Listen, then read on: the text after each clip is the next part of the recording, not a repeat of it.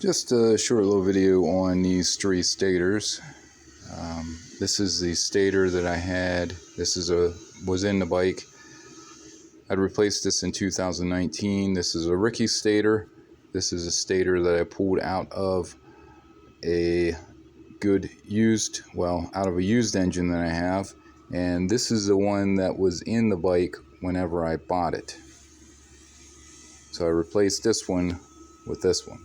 Now I went and I checked all the ohms and readings, and the Ricky's has got 0.5 ohms on the charging, 0.5 on the light circuit, and 65 on the exciter circuit.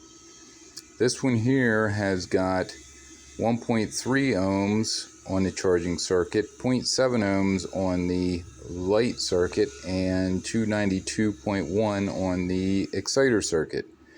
This one here has got 3 ohms on the charging circuit, 1 ohm on the light circuit, and 7.1 on the exciter. According to the manual, this is the one that should work. So I'm going to put this one in the bike and see what happens.